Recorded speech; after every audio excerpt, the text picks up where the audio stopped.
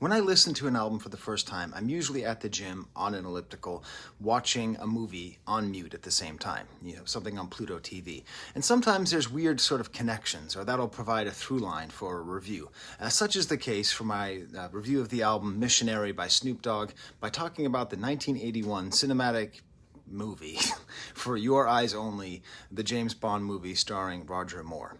And the thing about this album, For Your Eyes Only, is I remember liking it when I was a kid. I remember really enjoying it. But as I was watching it this time, like these questions sort of pop up. Like what's going on here? Like, why are we watching this old man be a young spy? Why are we watching this dude who's like 53 years old? That's how old Roger Moore was when he made that movie. And he's like hanging around all these 20-year-old supermodels who are throwing themselves at him. And he doesn't even look like, like a handsome older guy. I mean, he is, but he looks more like a grandfatherly librarian the whole movie, just kind of walking around, And as I was watching this, I was like, why did I like this movie so much as a kid? I mean, there must have been some kind of reason. And there's another thing that I used to think when I was younger, like younger. I used to have a criteria for what would make a good movie. This was before I studied the art of cinema. And I said there are two things that can make a good movie. And number one, helicopters at sunrise. If a movie has that scene where the sun's coming up, not just Apocalypse Now, but any movie, you can have a cityscape, you can have anything, and there's a helicopter, and it's that sunrise, that makes a good movie. But number one, the thing that really made a good movie for me, automatic thumbs up from this film cricket, dudes with machine guns on skis. For me, that will forgive anything. You can have any movie. If it has dudes on machine guns with skis, some kind of chase, I don't know why, but I think that is just the best thing. Or at least I thought that was the best thing. And that's what made For Your Eyes Only, starring Roger Moore from 1981, a great movie. Because there's a beautiful scene, and it's okay, sure. The gadgets are a little bit less fantastic. The car is messed up. I think it's a Lotus. I don't even think it's an Aston Martin. But it's still Bond. It's still the thing that you come to expect. It's still got the gadgets. It's still got dudes on skis with machine guns. And Snoop Dogg Missionary has Snoop Dogg, who is, and this is true, 53 years old. Coincidentally, the same age as Roger Moore in that movie, making this album, which is, a little rote, a little by the numbers at times, but it's got guys on skis with machine guns. And by that, I mean it has Dr. Dre production and Snoop Dogg rapping.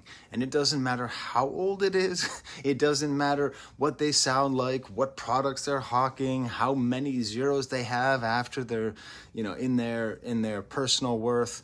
A bad Snoop and Dre album is still a Snoop and Dre album. And this is the first part of actual analysis and review that I will give you. This is more than just dudes on skis with machine guns. This is more than just a fine Snoop and Dre album. It's good. But it's not bad. It's not a bad album. It's not a bad album, but it has these two elements. Okay. It has two songs which are absolute horse hockey. Just the worst stuff you've ever heard. Just unforgivable, okay? The two songs that most people are going to skip to are the two worst songs on the album. The third worst song on the album is the other song people are going to skip to. But in between those absolute travesties of just music nightmare, which will probably be the only thing this album will be remembered for, because the world's a weird place, it is actually quite a good album. So thank you for auditing the Always Positive New Music Review Show, hosted by a French professor, who, when I watch a lot of these Bond movies on mute, whether it's late-stage Sean Connery or late-stage Roger Moore or any stage Daniel Craig, part of the whole Bond mythos is do these guys care at all about what they're doing? So much of the role is just kind of moping around and just seeming stoic and hard. Does Roger Moore care in For Your Eyes Only? Is he in this for the paycheck, or is he in this for the love of the character? It's interesting because the last rap album I reviewed was Alchemist and Rock Marciano, and I kind of made a joke at the beginning, pretending like I was going to talk about Dre and Snoop, because here we have absolute legends of the game who shifted the culture, who innovated, and who persist. But the difference, I think, is that when you listen to Rock Marciano and The Alchemist, you know that they live, breathe, just everything rap music and hip hop. But that's what they do. That is their passion. They absolutely care, and they totally, totally, totally care about what they're doing. One of the issues with Dr. Dre and with Snoop is like do they care? Like, is this something that is super passionate? No editing. I had to just pause because my daughter was in the foyer getting ready to go to school. So, that's the real question. How much do they care? I think one could almost even ask how much did they care? I mean, that's one of the tricky things about Dr. Dre. I read an article somewhere in some magazine, somewhere a long time ago, that talked about the way that, Dr. Dre doesn't actually do that much hands-on production, that he'll often kind of pawn it off to, I don't know, Mel Mann or Scott Storch or whoever he's got around.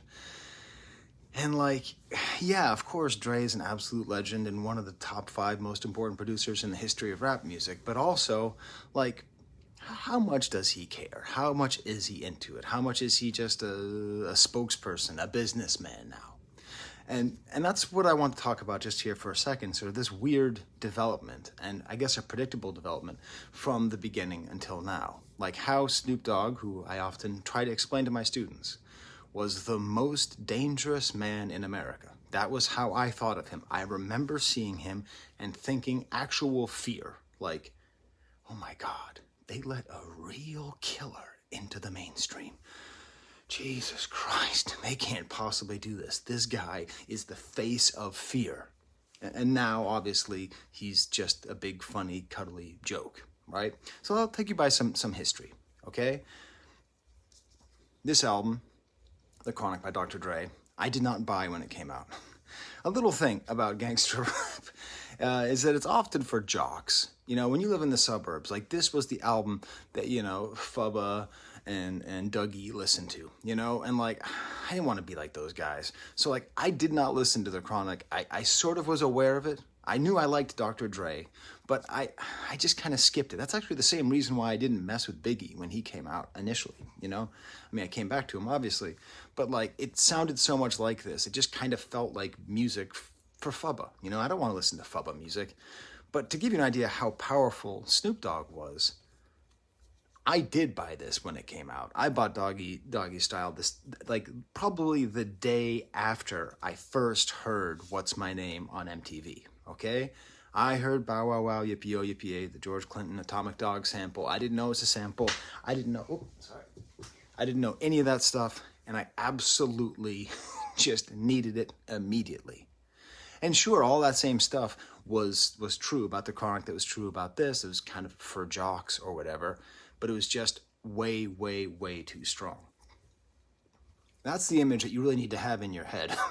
That was the man that I still see when I see Snoop Dogg, okay? That is just one of the hardest, most menacing people who always manages, I forgot about all the dumb cartoons in here, not dumb, questionable cartoons, always manages to be so light and fluffy, while at the same time, matter of fact, what I'm going to do? I'm going to flip this image just so that I remember.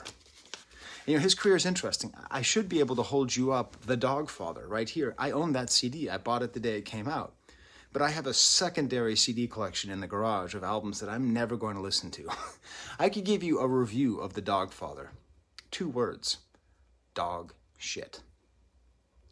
I can't say that. Where'd they print that? Okay? It was just horrible. It was just absolutely not listenable. I really didn't like it.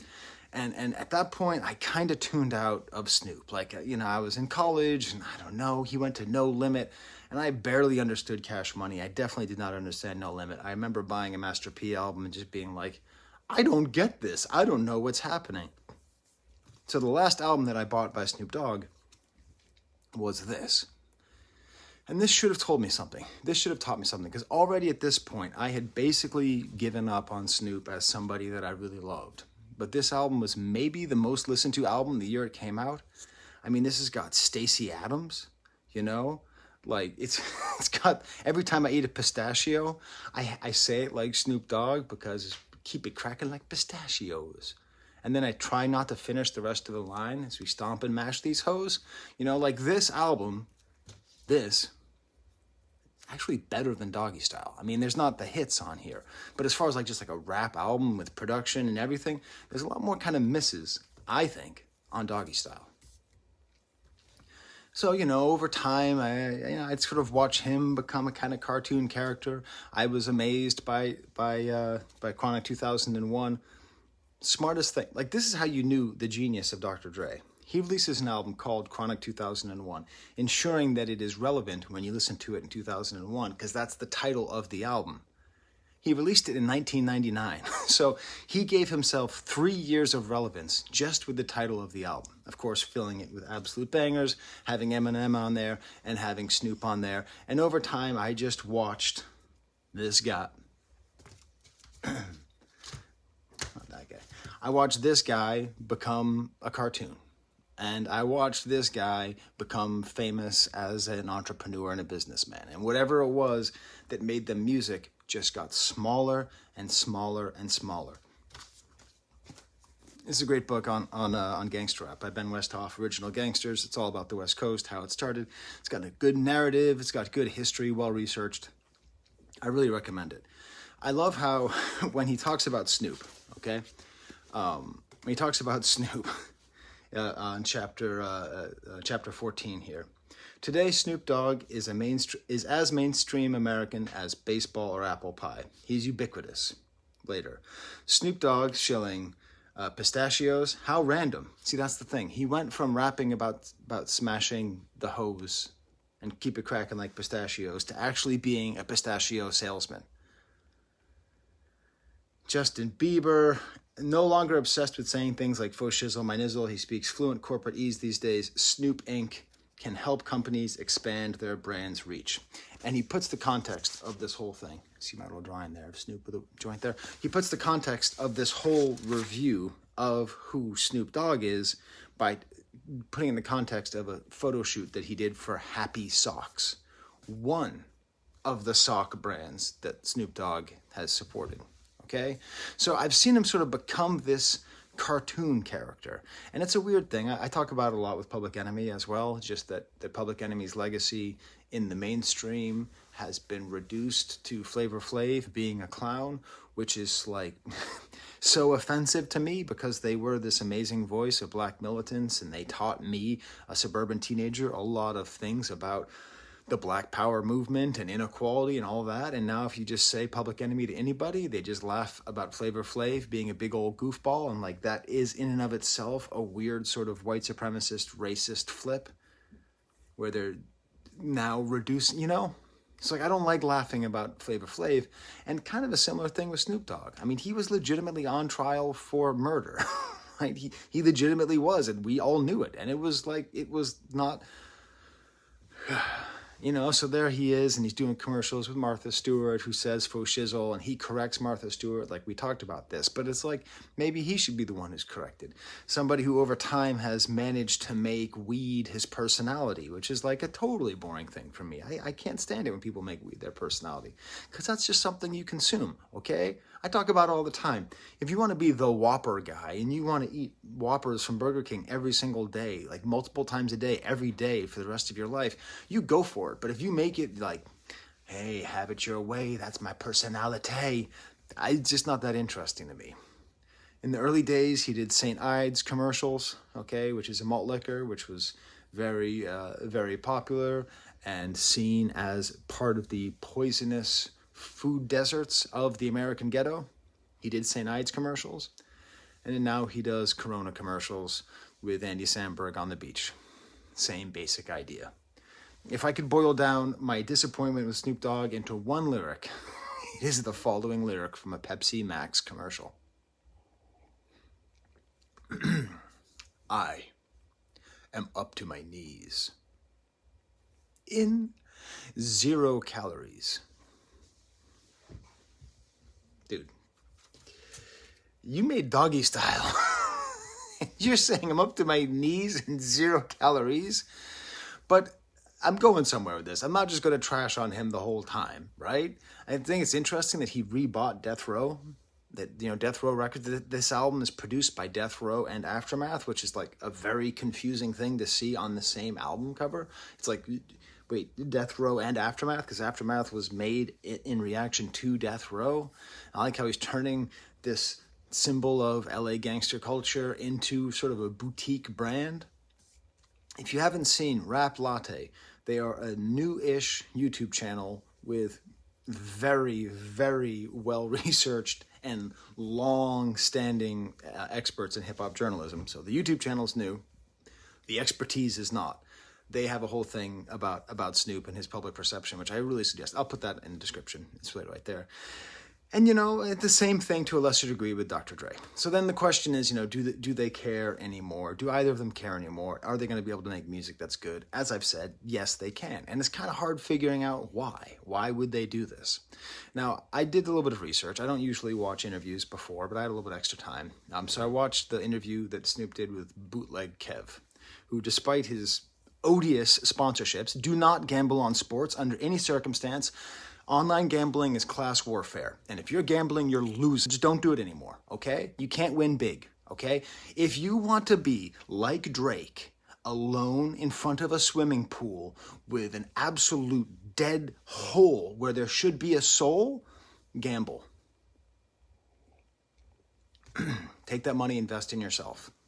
Take that money, buy your friend a video game. Seriously, you have a friend? Just blow his mind. Be like, dude, here's a Steam card. What? Yeah, I was going to gamble on a football game, but I decided to take that money and invest it in our friendship. And I figure, you know, you've always wanted to play this game. I'm going to get you that game, okay? and, you know, like, when I watched this interview with Bootleg Kev, it's interesting because, like, he kept on saying how music first. He kept saying music first. But it's hard to believe it because then he would just slip right into a whole discussion about how he was competing with Shaq. That in his mind, he's competing with Shaq. He's not competing with rappers to be the best rapper. He's competing with Shaq. He's talking about being in the crypto space. Ugh. Snoop. Ugh. But what I like, though, is at the same time, he talks about being a grandfather and his pride in being a grandfather, and he just says that he's two people. And I get that sense that he's two people because that was how I felt on his, you know, kind of early albums, you know, that like, but here it's just like he's the musician and he's the spokesman, and that's who he is. And he says that music is first and that his business side is second. I think that's wishful thinking. I think he is now a businessman first, a spokesman first. But then we get to this album. And I gotta say, a lot of great things about this album. First of all, is this the best sounding rap album of all time? I'm not saying like it's, okay, I'm not saying like it doesn't sound better than Enter the 36 Chambers, right? It doesn't sound better than The Chronic, whatever. But like in terms of production, cleanness, that's what I mean.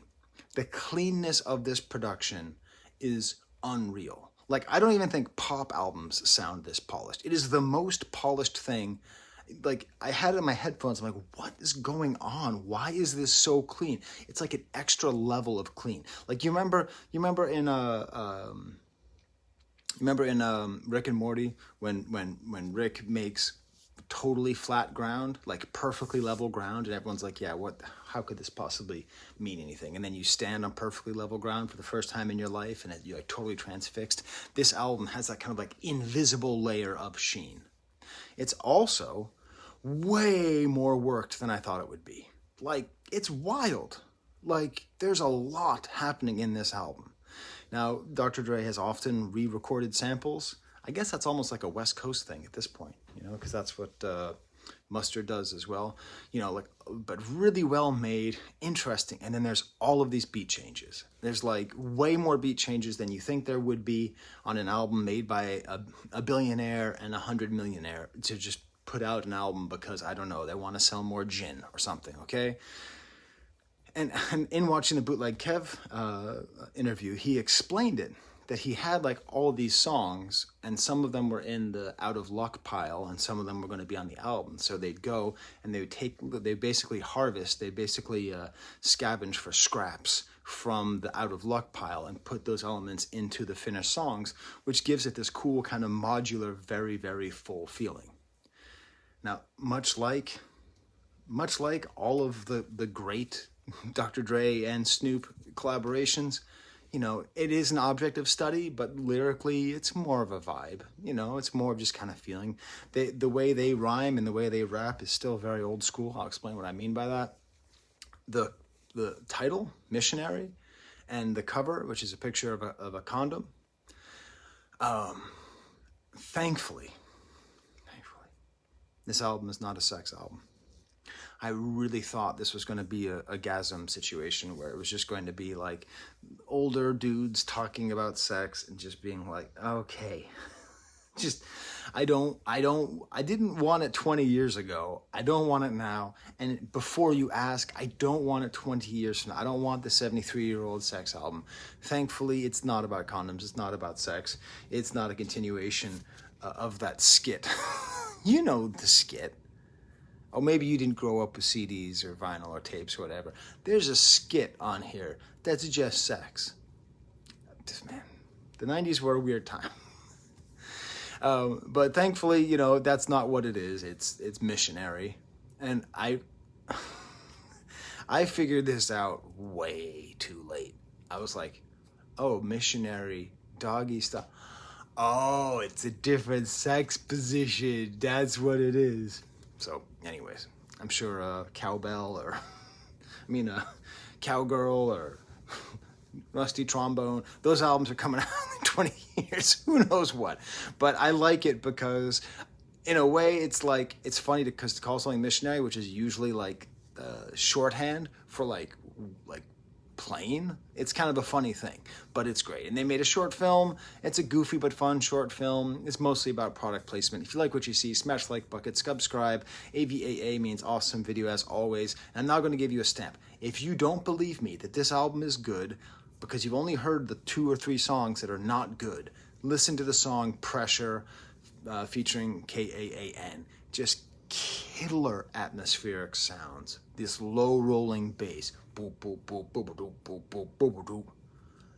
And the great kind of like old pre-gangsta sounding keyboards, kind of like some of the stuff you heard on GNX.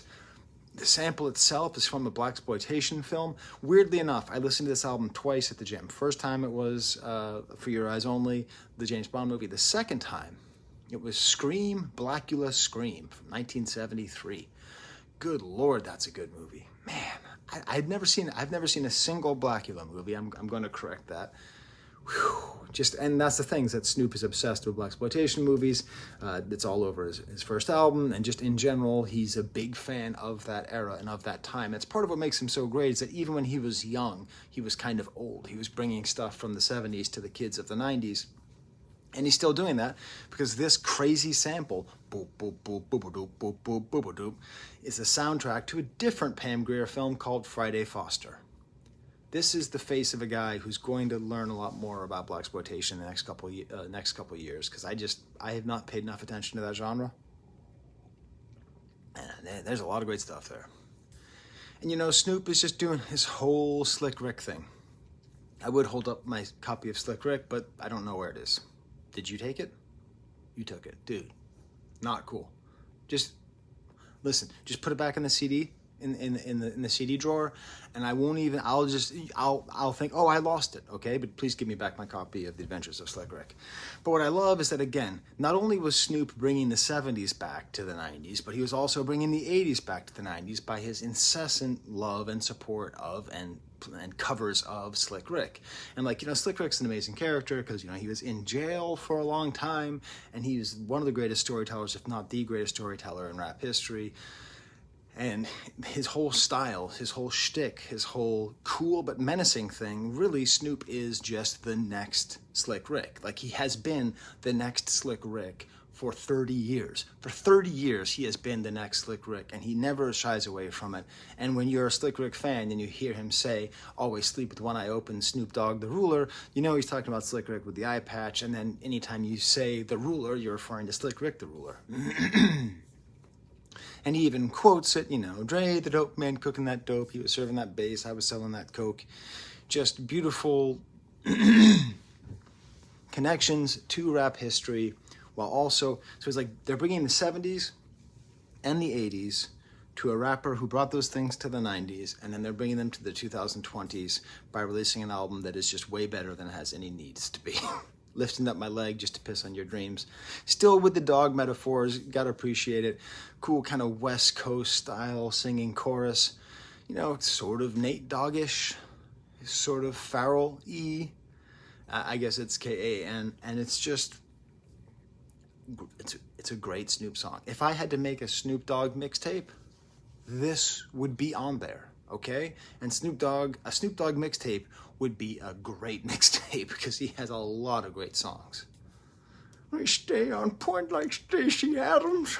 This is my main problem with Dre and Snoop. It's like, what happened to all these guys, you know? like, what happened to RBX? I know, I looked it up. Like, they're still around. But, like, RBX and Hitman, like, you think that this is the album that Snoop is on the most. No, RBX is the #1 guy on here. Hitman is the #1 guy on here. Cocaine is the singer on this album. Well, like, what's happening to these guys? I don't know. You tell me in the comments if you want. That's probably the kind of thing I would do if I had more time.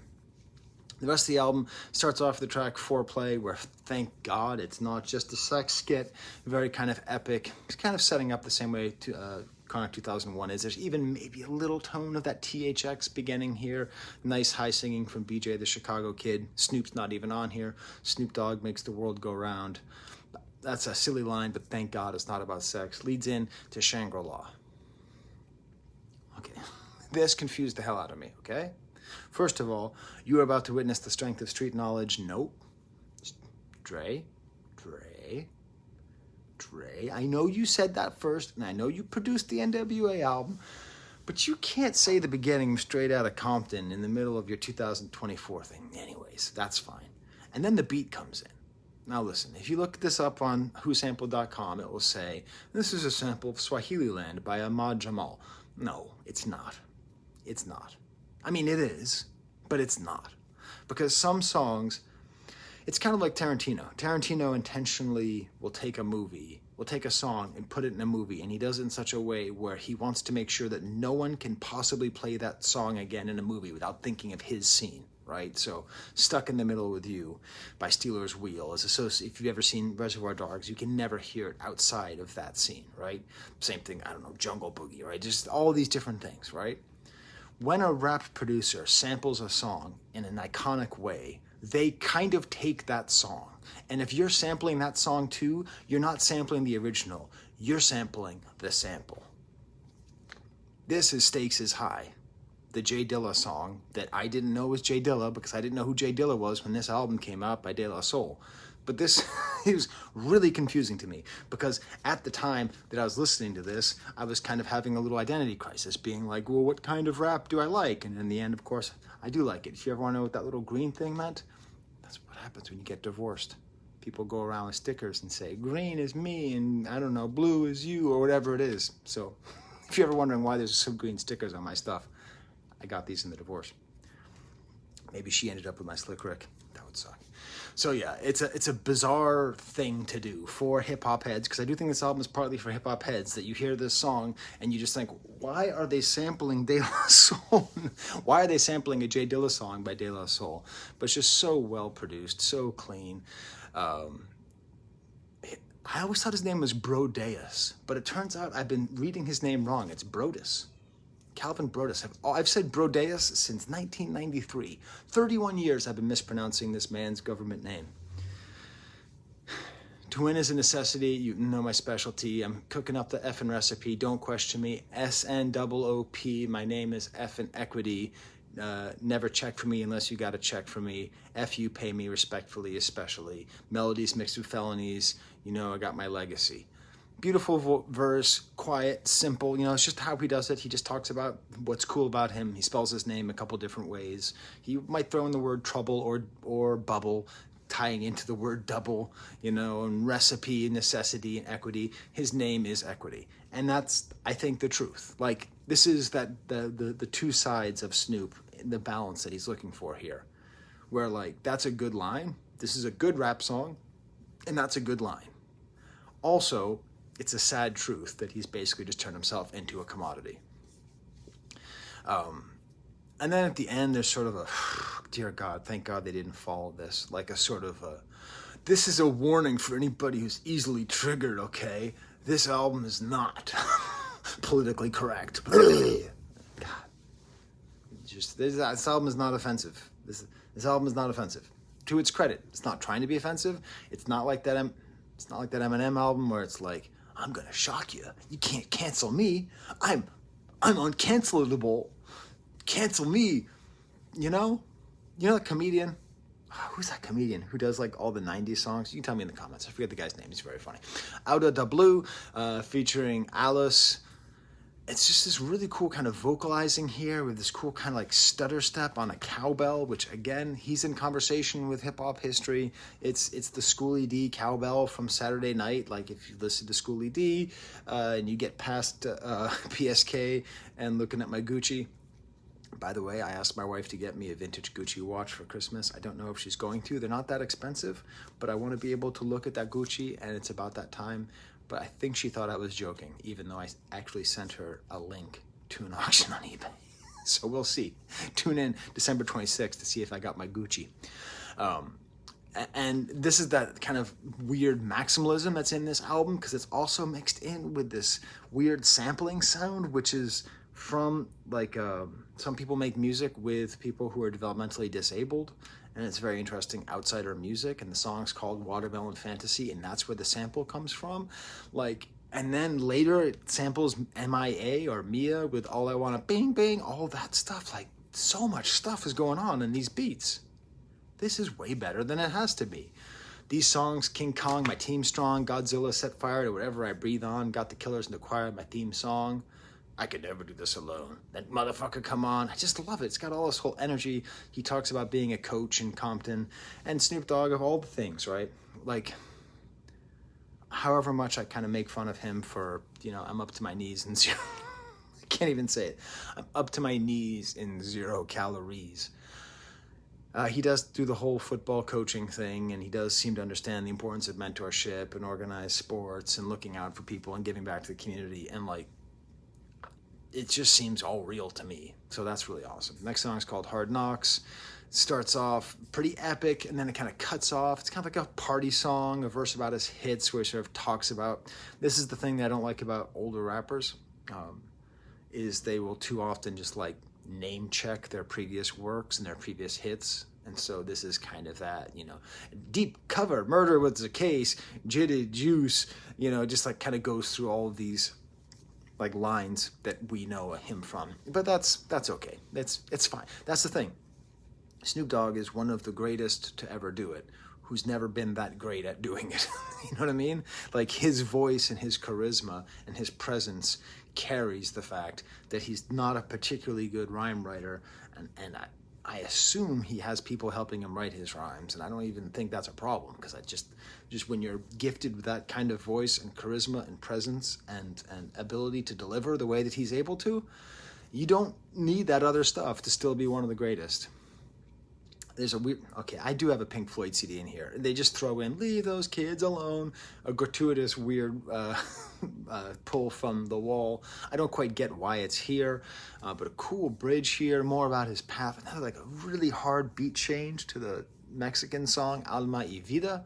There's a lot of like Mexican influence on this album, which again I like that with GNX. I really think that the more West Coast rap pays homage to and works with Chicano culture, Hispanic culture, Latino culture, the better West Coast rap will be, the more it will continue to dominate and be a force of good in America.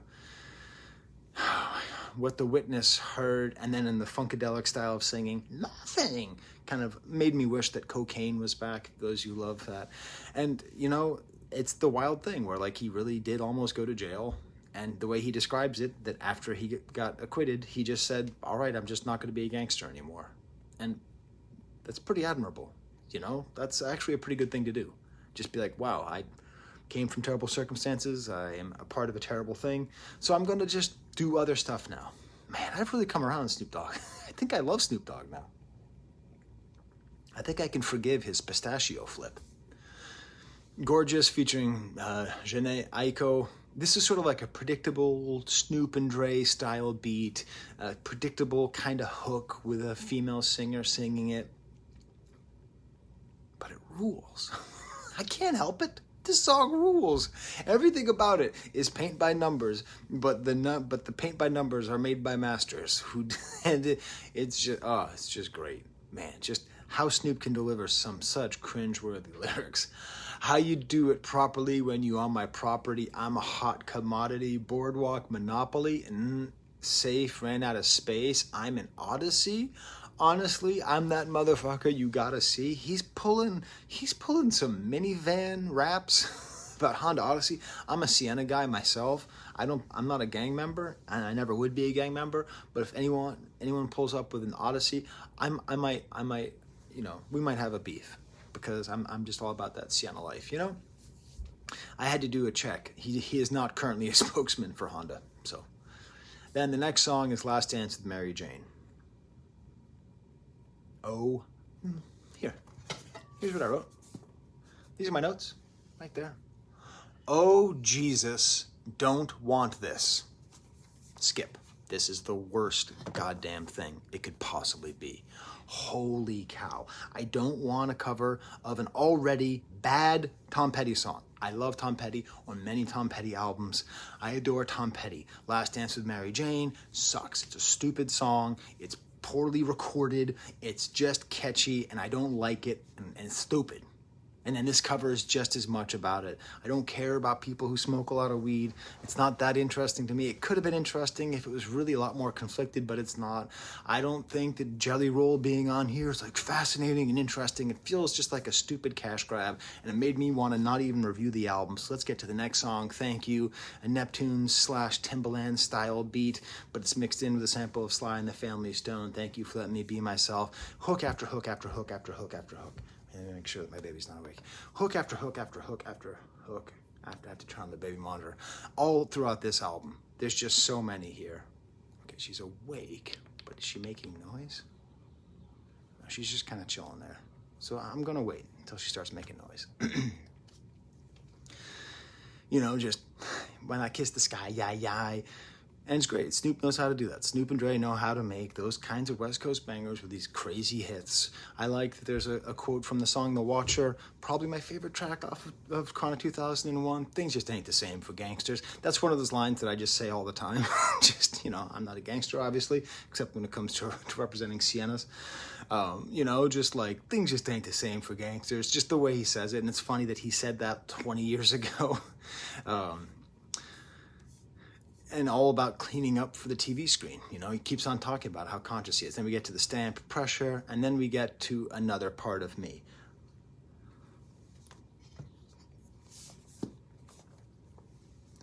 Jesus, painful, SOS, rock it, super weak.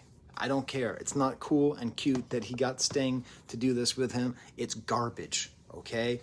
It's garbage. It's just garbage. Message in a Bottle is a fine song. I don't need to hear a rap version of it. It's not interesting. It's not unexpected and idiosyncratic. It's just lazy and bad. And it's filled on an album which is ambitious and good. Ugh. And then we get to the next song, which rules. Skyscrapers. Strong, again, Mexican trumpets. Another Mexican sample. Marco Antonio Muniz. Shout out to who sampled for providing all those things. It sounds even sort of like the way they're chopping up the sample sounds almost kind of Dilla-ish. Fuck being lyrical, I'm a walking miracle. I like this because it's like it's in conversation with Kendrick's album, where he says the same thing, fuck a double entendre. It's that same kind of idea, except with Snoop, he really means it. He's literally rhyming lyrical and miracle, the most hacky thing, but he's saying that he's not lyrical, he is a miracle. And then we get Smitty on here, just sounds just like Jay-Z, quoting a bunch of rap stuff, and then Method Man. I don't know why it took me until 2024 for me to realize that Method Man is the East Coast Snoop Dogg, but once I said that, and I'm sure other people have said it, I've never heard it before, that everything just snaps into place.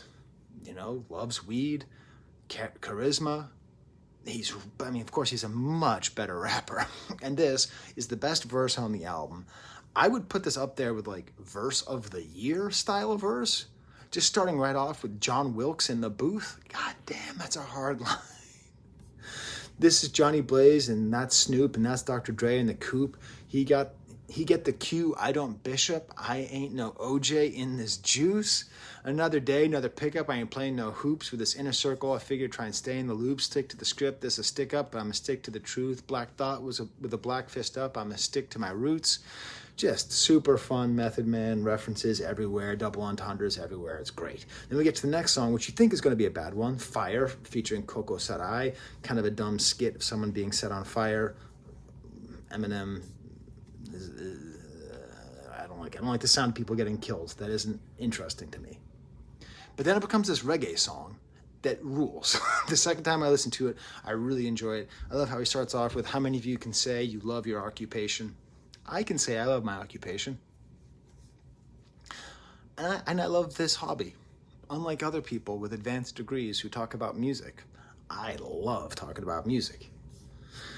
Ends up like, this bridge is super cool, makes the rap work with reggae, it's just great. It just sounds perfect. Like, this reggae sound works really well with Snoop. I'm really happy it's on here. Guns and Smoke is the next weak song on the album. It's not a skip, it's not terrible, but it's just, I don't know. Okay, so we got the sample of Dead Wrong.